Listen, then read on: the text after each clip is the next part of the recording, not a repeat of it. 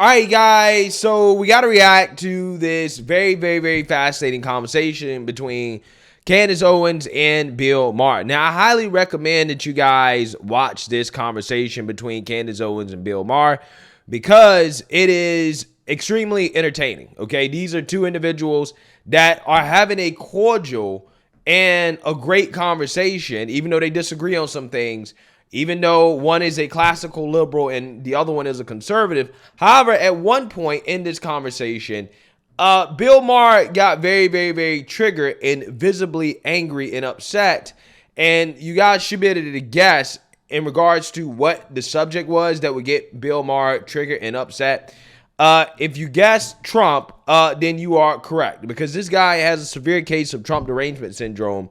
And he also got upset when we had a conversation about Trump with Vivek Ramaswamy. Every single time Trump is brought up in conversations with conservatives, this guy loses his mind. And it's extremely sad to see because, like Candace Owens is saying, or is telling him, you're not so soft or you're too strong to have the Trump derangement syndrome that you have, specifically when it comes to January 6th and all of the fear mongering that is done about Trump, right? Like you're not this soft. You can't be, which apparently is going to kind of rub Bill Maher the wrong way. And I want to react to it because it's a pretty fascinating conversation and it shows you a lot about Bill Maher and the unfortunate 30% of Americans do have a severe case of Trump derangement syndrome. So I want to go ahead and get into it. But before we get into it, we have to have a word from the sponsor of this video, BioTrust. Excess belly fat has been deemed the most dangerous type of fat because it is linked to so many different health issues. Interestingly enough, apple body shapes or large waistlines put you at a much higher risk than other body types. This is essentially because excess body fat grows deep in the abdominal cavity, and this puts pressure on your body's most vital organs. This is a big reason why myself and so many other people are turning to this amazing new substance, Belly Trim by BioTrust, which is thoughtfully formulated with science-backed ingredients provided by Mother Earth that promote reduced fat storage, help to speed up the breakdown of fat, support weight management, reduce cravings, and boost metabolism. Simply take a serving each morning and in the evening to give your body the nutrients that it needs to supercharge your weight loss efforts. The best part I love is that you can get 51% off for the rest of the month or until they sell out, whichever comes first. Plus, you'll receive several additional gifts valued at over $500 with every order for a limited time, including free shipping, a 60-day satisfaction guarantee, free VIP live health and fitness coaching for life, and 2 free new ebooks titled Top 10 Foods That Burn Belly Fat and Top 8 Exercises to Reduce Belly Fat at no additional cost to you. Go to trimwithpatriot.com, that's trimwithpatriot.com, or click the link down in the description below before this once-in-a-lifetime deal sells out. I take it you're a devout atheist. Devout. Okay, gotcha. I think probably Pence is running because he doesn't know what to do next. You know, he ran a state, became the vice president. What's the next natural progression to think that you can be president?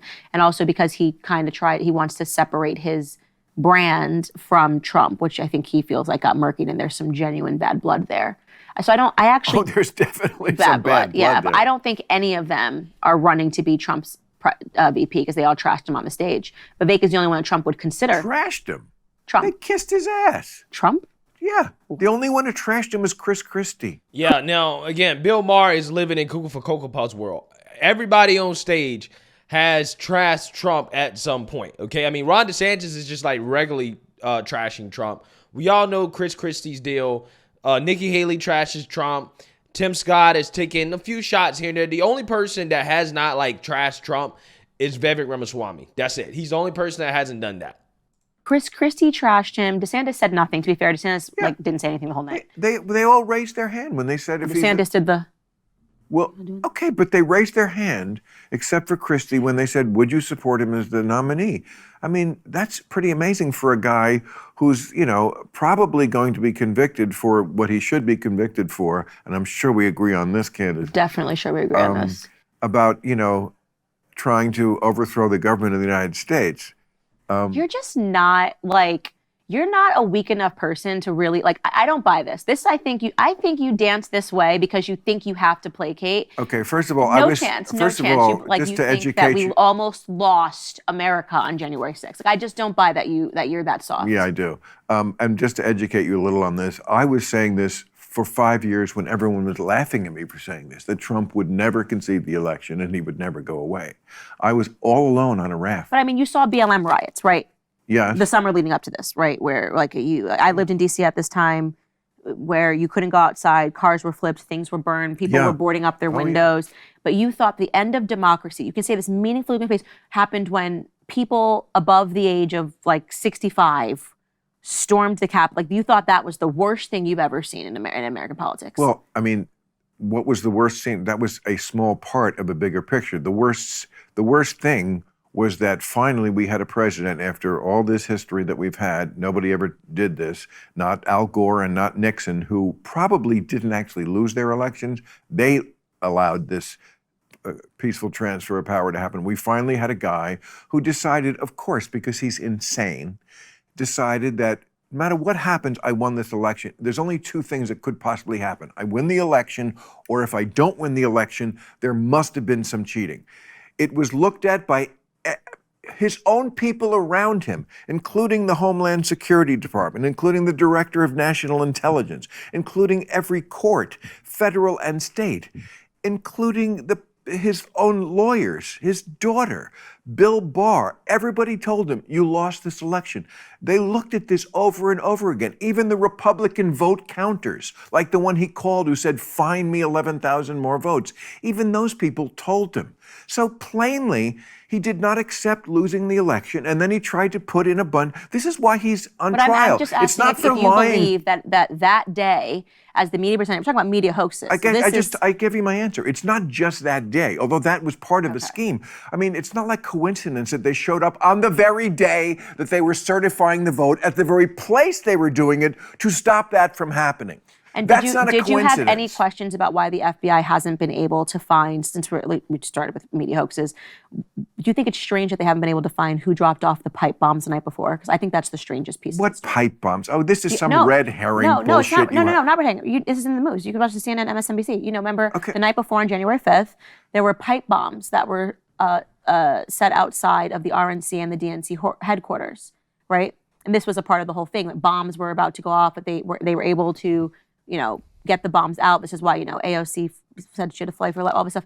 So I'm asking you, do you have more pressing questions about why they have not been able to find the person that dropped off those I will have to look into that the way you'll have to look into the moon thing. Okay. Because I think that's a very big piece for a lot of people of just understanding what actually happened on that day. As I said before, I don't trust the media on anything because they never give you the full story. Yeah. So I will allow that there could be this element to the story that is part of the story. I don't think it will probably change my mind that Donald Trump would not concede an election, kept saying it was a fake and that he had all these reasons to believe that people had voted, like 10,000. He said to the Raffensperger on the call, Raffensperger actually corrected him and said, you claimed that there was 10,000 dead people who voted in Georgia.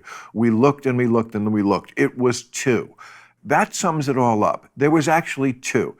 Now, he's not on trial for lying. You're apparently allowed to lie to the American people about elections, even though nobody ever really did that before. But okay, he's on trial for breaking specific laws. Forgery. Well, I mean, forgery. Before Stacey Abrams contested her election and said that it was. Well, that's. So let's be. Yes, but okay, you're right. Yeah. I concede. Okay, Hillary Clinton took a very long time. I don't think Hillary Clinton was there before the night was over in her purple suit conceding the election. She didn't. She slept in. You're wrong. No, I'm not You're wrong. John Podesta came to the podium and said, it was before dawn of the next day. Okay, my point is that saying that there was You that lost there were your point, no, I but- didn't lose my point. My point is that Well, you're saying about that Hillary, you were. Hillary conceded as soon as it was obvious that she lost. The thing that I'm trying to get you to say though, we know that you hate Trump. That has been abundantly obvious. Yes, I we actually do. think that Trump out of office For good reason. was a good thing for your show because it allowed you to. It's not to, about my show, Candace. No. That's insulting. No. That's insulting. I'm saying because people that we weren't just- watching your show, that you didn't let me finish. You can't be insulted by saying I didn't finish. No, but you keep I was going to implying say that that I'm. people that did not watch your show because there was so much dedication to talking about Trump during those years, then were switched onto your show But- because you moved on and you started talking about other topics that were crucial and I think brought in more of a conservative base. Can we That's just not have, insulting can to we say. just yeah it is.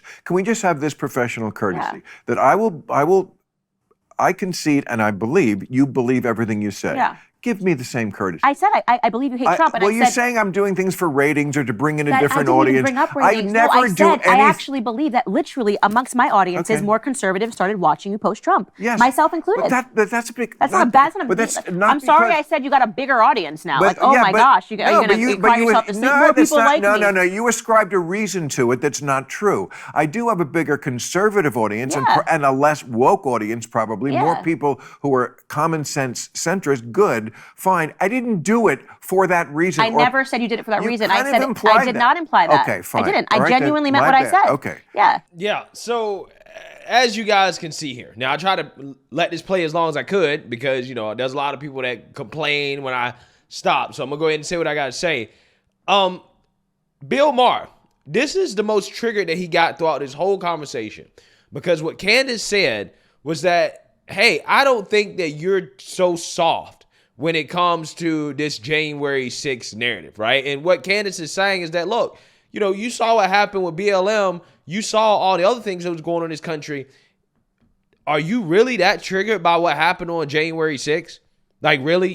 Because, again, Bill Maher is one of the most triggered people in the world, as you guys just saw, when it comes to Trump and the election, which, by the way, when it comes to Stacey Abrams and Hillary Clinton, this guy is not nearly as triggered. Even though I would argue that what Hillary did was much worse than what Trump did because Hillary made up a whole scheme, the Russia collusion hoax, that we spent literally millions of taxpayer dollars investigating just to find nothing. Okay? So I would argue what Hillary did was actually a greater threat to democracy than what Trump did, if that's the argument that you want to make. If you want to talk about what's a threat to democracy and what's not a threat to democracy, Hillary most certainly is a bigger threat to democracy. But again, Bill Maher doesn't see it that way. He has nothing to say about BLM and what happened, okay? Because if you look at what happened with BLM versus January 6th, the most political violence I've ever seen in my lifetime in this country came from the BLM riots. If you, like, by any statistical measure, the BLM riots were much worse than what happened on January 6th, and the BLM riots were supported by Democrats. If you look at the damage, lives lost, insurance, in terms of damages, okay, just dollar signs, right? The amount of people displaced, the impact on communities, the impact on the country, it's not even close. But again, this guy is so triggered by what happened on January 6th, so triggered. The dude can't even entertain the possibility to just maybe, which is what Candace was alluding to, just maybe, the narrative on January 6th is overblown, right? The narrative on January 6th is blown out of proportion by the media. But Bill Maher doesn't care. He's already told you, I don't care. It's not going to change my mind. I think Trump is the worst thing ever, right? Trump is the worst thing ever. And again, Candace, like a lot of people, like a lot of reasonable people, like, yo, as a classical liberal, you're not this soft. You cannot be this soft to be this triggered by one guy, right? No way. No way. But Bill Maher maintains that he is. And I think the point that Candace is trying to make to Bill Maher, but he's not getting it because he's mid-Trump derangement syndrome rant, which means he doesn't have the ability to actually think, okay? He's not listening to what Candace is saying. He's not even allowing her to talk. I think what she's trying to say is that, okay, yeah, we know you hate Trump, but the reality is that you now have a bigger, more broader audience because Trump left office and you had to talk about other things that has brought in a less left-leaning or liberal crowd. You bought in people who, you know, have some common sense, that are more centrist types, even some conservatives, because you don't talk about Trump as much. However, you know, there is something to say about how much you kind of overplay the January 6th thing, because again, you have to send a wink and a nod to the left that, hey, you know, I still hate Trump, right? You know what I'm saying? Like, you have to give a wink and a nod to the left, okay? Hollywood, because again, Bill Maher's in that space. We can't forget. You have to give a wink and a nod to, hey, I'm still on the same team. Even though my audience is conservative, or some people are more conservative, they're more common sense type people, I'm still on the left, okay? I think that's what Candace is alluding to, okay? She's not saying that he's fake. She's just saying that, well, you know, you bought in a more diverse audience, and we know how the left likes to try to accuse people like Bill Maher of being conservative, or somebody like even a Jimmy Dore type who had the same effect, right? He has an audience that's also more conservative because he's a sane individual, specifically when it comes to social issues, right? Being not woke, same type of concept, right? Saying, well, yeah, you're leaning into, you know, kind of the Trump derangement syndrome, because that is what continues to have you be associated with the left, which I think she's 100% right about that. I think she's 100% right. I do think he's not that soft that he really believes that January 6th was the end of the world. He just plays up on that Democrat talking point, because that's how he can signal to the Hollywood elitists, which again, he's beholden to, right? That, hey, you know, I'm still on your team, right? I hate Trump. Even though I'm not on board with the super woke, wacky, you know, gender stuff, I still hate Trump, right? I think that's the point that Candace is trying to make. And him getting super offended by it, getting super triggered by it the way that he is, tells you everything you need to know about the fact that he definitely plays up on it, because he needs to send that wink and a nod to the liberal powers that be that, hey, I'm on the same team.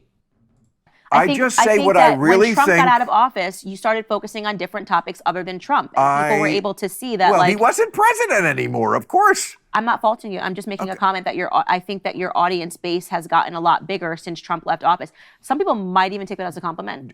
Different. Crazy, but some people might take this as a compliment. Thank you. Well, yeah, if you don't have Trump derangement syndrome, right? If you don't have Trump derangement syndrome, then yeah, you would take it as a compliment that, hey, you know, even though you hate Trump, people can see that you're a reasonable person, because after Trump left, you start talking about other things besides Trump, and that opened up your audience base to see that, okay, you're a reasonable guy. Again, he can't see that. He can't grasp it, because again, that Trump derangement syndrome has clouded his judgment. It's truly fascinating stuff to observe these type of people.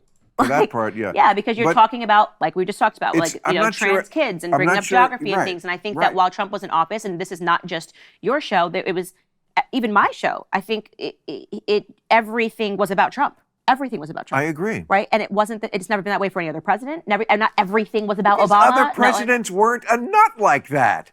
We have definitely. I think I believe that and we can disagree on this. I think that from the second he announced that he was coming down, there was a media obsession with taking him down like I've never seen. It actually woke me up. I was on the liberal side, and it turned me into a conservative. It was vicious. It was nasty. It was calling him things that he wasn't. There was, you but didn't that's participate in that. But pretending that Trump was like a avowed racist that was trying to bring back the Klansmen was a little bit like dramatic, you know. But that happens with every president and everybody who gets that high up in the tree. Nah, bro. Nah. I mean, the amount of hate and vitriol that Trump got from the liberal media was unprecedented, right? Like, just unprecedented. I mean, every single channel, MSNBC, CNN, ABC, all of them, just constant Trump hate all day long. It was nothing but Trump. I mean, if you go to NBC now or MSNBC, it's still the same thing. They haven't stopped the Trump grift, right? Because if they did, they end up like CNN, right? CNN stopped talking about Trump after Trump left office, or they really haven't stopped talking about him. But put it this way, they couldn't out hate Trump more than MSNBC, and that's why their ratings fell off, right? Because all the Trump haters went to MSNBC, who hated Trump a lot worse than CNN did, right? I'm just saying. That's what happened. But again, the amount of hate and vitriol towards Trump was unprecedented. You know, when I don't know how far back it goes, probably to George Washington, when a person is the one who's going to be in power, the people who want to prevent that, who think oppositely of how he thinks or she thinks, yes, that's what they do. They try to destroy. They didn't try to destroy Obama. Not in the way that they come on Trump. Yeah, but again, you got to understand, it's one thing for Fox News and Fox News only to go after Obama all day. It's another for Fox News, MSNBC, CNN. It's another for like a vast majority of the media to do so. No, a vast majority of the media was kissing Obama's ass. Don't get me wrong. He got some criticisms, but it was only Fox News that was hating Obama, on 24/7, right? Which you would expect. But again, when Trump was in office, again, it was constant hate, even from Fox News too. Trump got it from Fox. He got it from everybody. Again, that's the difference that this guy can't see. You had the Lisa Bloom period where you had Candace. 85 million women that came out of the woodwork with allegations. Where were you guys? He's been in the public sphere for the last 30 years. He's had shows. Where were you guys with your allegations before he announced running president? I mean, it was so obviously a ratchet job. And these things matter to you because it doesn't matter. One of them's on It doesn't tape. matter. It doesn't One matter. of them's right. Yeah, so we're not going to get into that, right? That's beyond what this video is supposed to be about. But spoiler, Candace is right about that too, right? When you're famous, women let you do things that normally they wouldn't let you do. And Candace makes an excellent point about that and what Trump was talking about in that situation. So yeah, anyways, Bill Maher's Trump derangement syndrome is legendary, right? It really is.